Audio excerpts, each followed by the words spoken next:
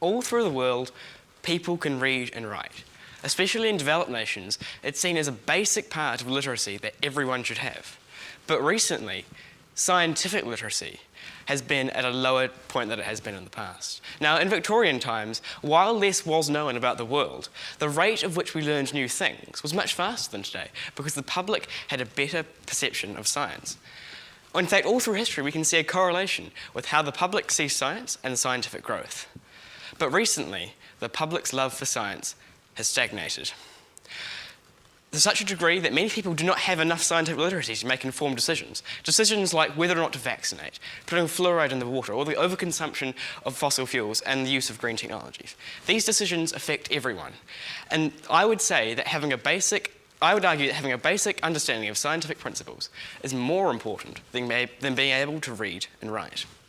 Now, as an example of what an uneducated public can do, we can look to parents who do not vaccinate their children because they believe it causes autism. This belief is incorrect.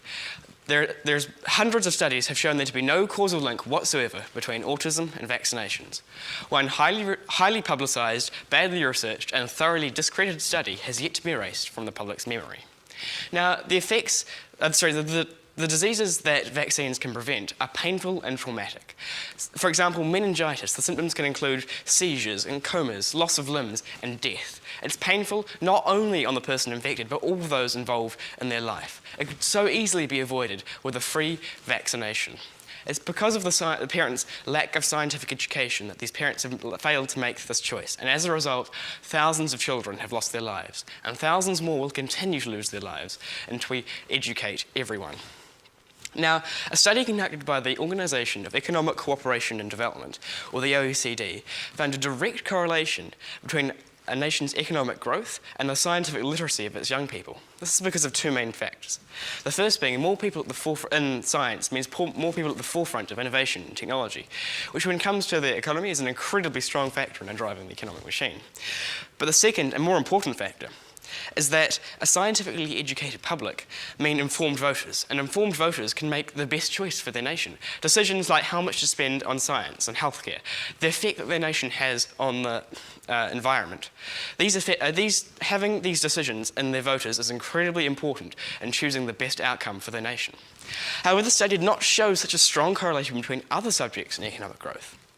This is because science specifically is about smart and objective decision making. Other subjects are incredibly important. English helps us communicate, history helps us learn from the mistakes of others, but science, and all subjects help us shape our decisions, but science specifically is about clarity, and when it comes to economic growth, that is the most important factor. I'm not saying that other subjects need to be abandoned or sacrificed at the expense of science. I'm simply saying that science is not getting the attention it deserves. Now, to amend this problem, three very simple solutions are available to us. The first is to increase the amount of science taught in the curriculum of primary school-aged children. This is a very easy, very effective, and very simple place to start, and it targets the problem right at the source, getting children interested in science.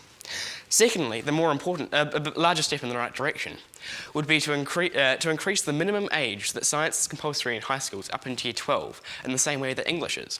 This would mean that students have to spend longer in science, and as a result, they would learn more scientific principles. This would be a further step in the right direction. But the third and final thing, the biggest step to making a more educated public, would be to integrate more applied science into the tertiary education of trades. Now, nations like Germany and Austria already have this as part of their system. What it means is that science is no longer seen as a classist subject where only the smart and the scientists can use it. Instead, it's seen as a tool for everyone. What it means is that instead of knowledge going just one way down a hierarchy, it goes both ways. Instead of engineers telling workers exactly what to do, these workers can use their applied scientific knowledge and assess the situation in their own unique perspective, and not only make an independent decision for themselves, but help people further up the hierarchy. What this means is that not only will we get a better end result, but it will result in a more equal society, where the lower class are more valued. An equal society that doesn't require high taxation on the rich benefits every person.